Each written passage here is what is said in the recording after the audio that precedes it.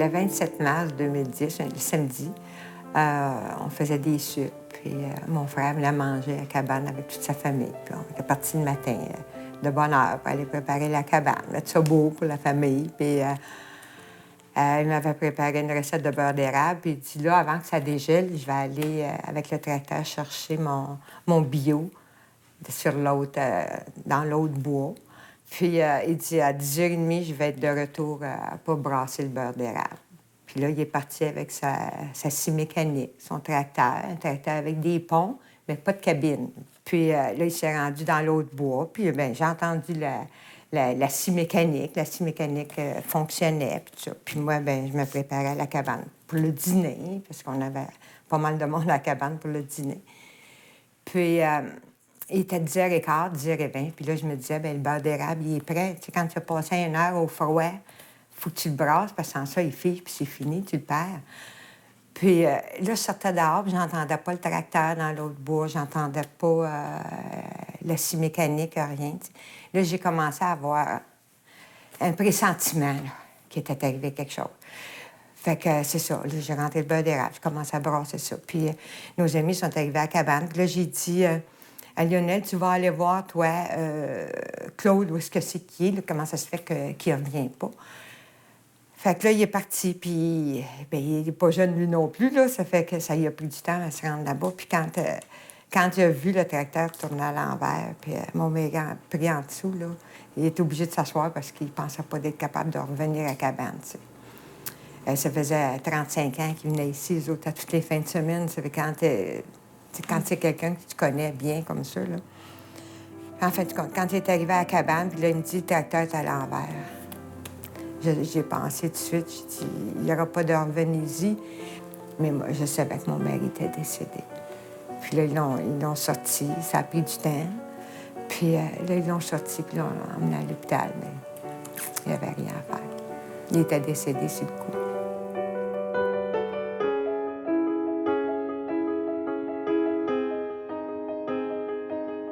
Bien, il traînait un tronc d'arbre, là. Puis l'arbre, il a accroché dans un arbre qui était déjà debout. Puis lui, avec le tracteur, avec des ponts, il est arrivé sur une petite source. Puis là, ça a fait basculer à l'envers. Qu'est-ce que c'est le tracteur? Le tracteur a basculé comme ça. Il n'a pas eu le temps de rien voir venir. Ça s'est fait tellement... Il n'a pas eu le temps de peser sur la pédale et dire, bien, tu sais... Non, ça s'est fait tellement vite que le tracteur a basculé, puis il était pris en dessous. Puis il restait à peu près 20 pieds à faire dans le bois pour sortir. Tu sais.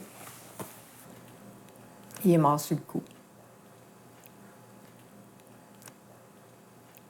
Il n'y avait pas d'arceau, il n'y avait pas rien. Okay. C'est un tracteur, un 51, un Ford 810 51.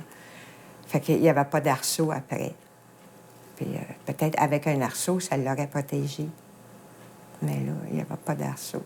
Puis on avait d'autres tracteurs avec des cabines, mais c'est pas celui-là qui a pris. Il est parti avec le petit, là.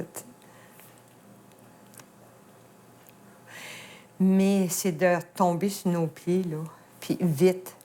Parce que là, nous autres, on était entaillés, là. Il fallait tout dégrayer, là. Là, c'était fini de faire du sirop, là. Il n'y a plus rien qui nous tentait, là, hein. Fait que le samedi saint, là, nos voisins, nos amis sont venus ici. Ils étaient 38 pour dégrayer, emmener les vaisseaux ici, les laver, les retourner à la cabane, puis faire tout ce qu'il y avait à faire, puis tout serrer, là.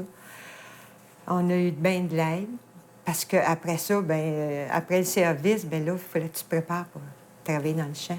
Le 20-21 avril, on se met de l'avoine. Puis le 24 avril, on se met du blé d'Inde. Fait qu'il fallait retomber sur nos pieds, là, vite. Il va rester juste 2, là, pour travailler. Mon garçon puis moi.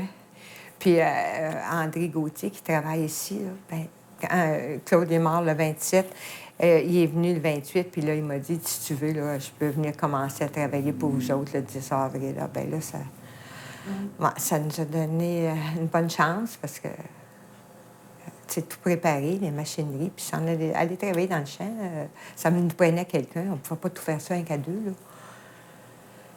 Fait que, non. Tu sais, je savais où m'enligner, là, parce que j'ai toujours fait ça avec lui. Tu sais, c'est pas comme quelqu'un qui a toujours travaillé à l'extérieur puis qui connaissait pas la ferme, là, tu sais. Tandis que moi, en 2013, ça fera 50 ans que je suis ici, tu sais. Ça fait que... Puis j'ai toujours travaillé avec lui. Ça fait que j'ai appris, hein. Ça fait que là, je savais... Mais comme je te dis, là, tu sais, faut que tu laisses tes... faut t'embarquer parce que là, la roue tourne, la roue continue. Puis quand tu viens pour faire les semences, il faut que ça soit fait en temps parce que tu arrives pour récolter à l'automne. Tu n'as plus de faim pour récolter. Si tu dis, je pars un mois, ça paraît à l'automne, là. Puis là, si tu t'en cabane chez vous, puis tu ne veux plus voir personne, puis tu ne grouilles pas de là, ça va donner quoi, là, tu sais? Faut que tu continues à vivre, toi, ta vie, et continue. J'ai continué pour Claude, puis pour mes enfants, mes petits-enfants.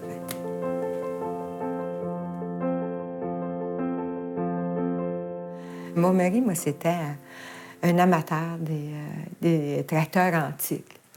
Fait que lui, les tracteurs antiques, on en avait 7 ou 8. T'sais, on en avait deux huitaines. J'ai un 860, un 960, un 800. Les tracteurs antiques, on en a. Mon mari, il adorait ça. Ça, il prenait la collection complète. Ça fait que c'est ça. Puis, tu sais, il est mort avec son tracteur qu'il aimait. Puis, c'est ça qui est triste, par exemple, tu sais. Mais ce tracteur-là, on l'a vendu. Là. Moi, je pouvais pas le... Non, je pouvais pas le conduire. Je voulais pas m'en servir. On l'a vendu. Ça servait à rien. Ça rappelait trop de souvenirs. Puis, non. Puis, pour des ouvrages comme ça, bon, on prend des gros tracteurs. C'est fini de prendre des petits tracteurs là, qui n'ont pas de cabine, là. Je regrette que nos vieux tracteurs, nos antiques, n'aient pas eu ça d'arceau. Tu sais. Parce que le monsieur qui l'a acheté, lui, il s'en est fait poser un arceau.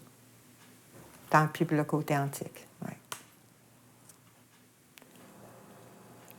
On est tellement habitués à travailler avec toutes nos choses qu'on ne pense pas qu'il peut y avoir un danger.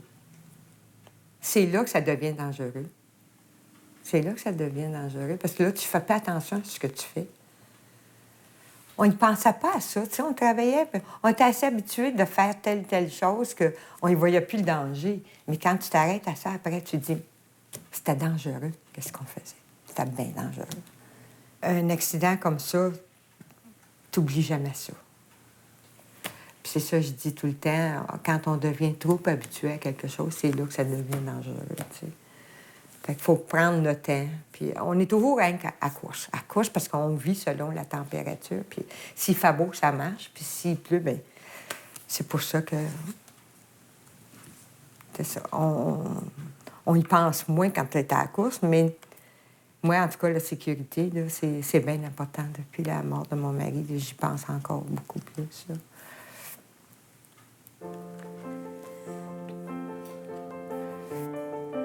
Puis là, j'ai fait des belles petites pâtisseries. Ça vous tenterait-tu de goûter à ça?